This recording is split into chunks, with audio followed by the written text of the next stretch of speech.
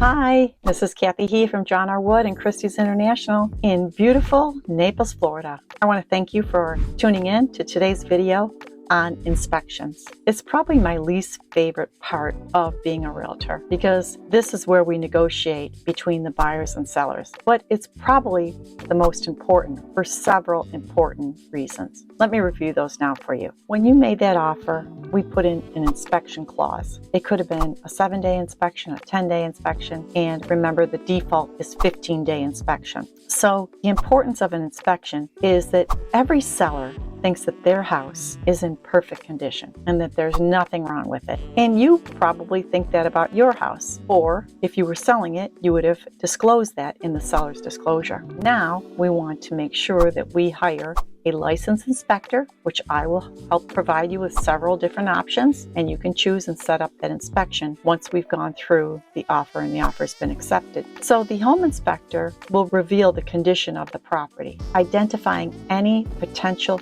issues or defects. And this includes structural problems, electrical issues, plumbing concerns, and much more. It really gives you, the buyer, a comprehensive understanding of the property's current conditions. Number 2, it helps you with making an informed decision because you're going to be armed now with this information from this inspection report. And sometimes these reports can be 50 pages. I'm not kidding you. These inspectors are good. They know what they're doing. And I'm not an inspector. I will be there for you during the inspection process. So once you get the inspection report, you're better informed about the decisions and about proceeding with the purchase. You can better evaluate whether the property meets your expectations and if any repairs are negotiable and are necessary. Number 3, negotiating power. If significant issues are discovered, buyers may negotiate with the seller to address these repairs or reduce the purchase price or provide a closing credit. And we're going to be talking about in the next video the buyer's election and how important that is. And that is,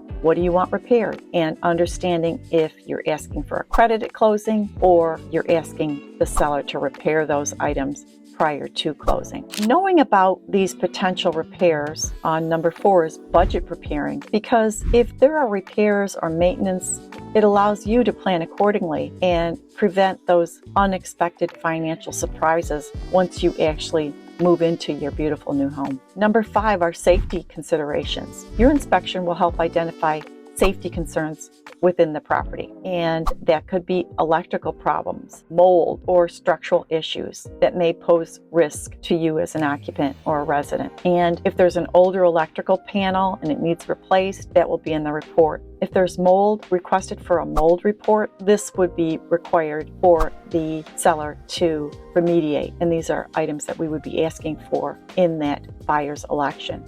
Future planning. This report provides you kind of with a roadmap for your future repairs and maintenance. It helps you understand what to prioritize in terms of maintenance and improvements. So say the AC unit, we know because of the seller's disclosure, it was 8 years old and the inspector said, yes, it's running fine, but that might be something that you need to plan for in the future to replace and what those costs in consideration of your overall expenses in purchasing the home. I think most importantly, number 9 is peace of mind. For buyers, you having a thorough inspection report offers you peace of mind, and you can sleep at night thinking that you've made a good decision. It validates that the property is in actually good condition and allows you to address anything that is defective before finalizing the closing process. Number 8 is seller awareness. In some cases, sellers are really not aware of certain issues with their property, and the inspection process really allows them to address any necessary repairs proactively before closing, which contribute to, again, your peace of mind and a smooth transaction for closing. We've talked about the value of what the inspection is, and one of the most important pieces of the inspection, you as a buyer and as a seller, to understand in the contract the inspection piece right here. And this goes through in detail the period of the inspection time frame, which we outline in the contract, how many days we're going to go to conduct the inspection. And then what's really important and most important is what is considered cosmetic and defective items. And this will be outlined in your inspection report. And it's really important that before you get that inspection report, that you understand in the contract what is defective and what is cosmetic, because the seller is really obligated only to repair or replace defective items. And these items refer to issues that affect the functionality, safety, or structural integrity of a property. Some examples: plumbing leaks. We talked about electrical, structural damage, AC malfunctions. Maybe it's not cooling at what it should be according to the reading, and any other issues that impact the performance or safety of essential systems. Those items are considered defective. Potentially there are consequences, and that we will recommend actions for repair or further evaluation. So defective items, when we get the report back and we fill out that buyer's election, which will be the next video, something that we can ask for to be repaired or for credit. Now, cosmetic items. Cosmetic items are superficial issues that do not affect the property's functionality or safety, but may impact its appearance. Examples: chipped paint,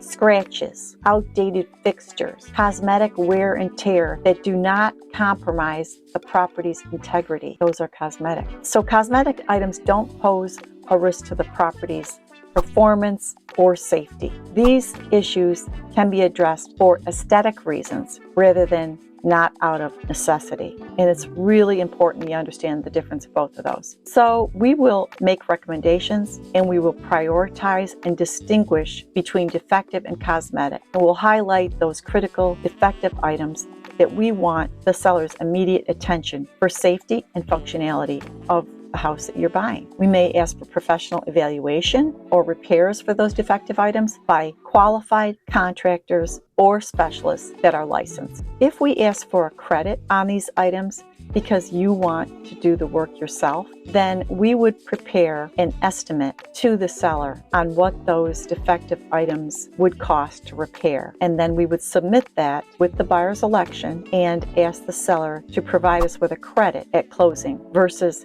having the seller repair them prior to closing. And again, we're going to go through that in our next video. The inspector will also provide you with photographic evidence in his inspection report. And these are visuals highlighting those defective items, providing you with a visual reference for both defective and cosmetic. And this helps you go through the report and better understands the conditions of those items that he's bringing up. So remember, we want to adhere to the contract, most importantly, because that is our legal and binding document regarding inspections and what is defective and what is cosmetic. And whether you're listing a house or you're purchasing a house, this information I hope is valuable to you. And if you like what you heard today, please like and subscribe to my channel, as we'll have the next video coming up on the buyer's election and your next step after the inspection report. This is Kathy He. Please call me with any questions, 802-363-2411, or visit my website at kathyhe.com, where you can preview all my listings. I hope you've enjoyed today's video. I've enjoyed having you here. Thank you.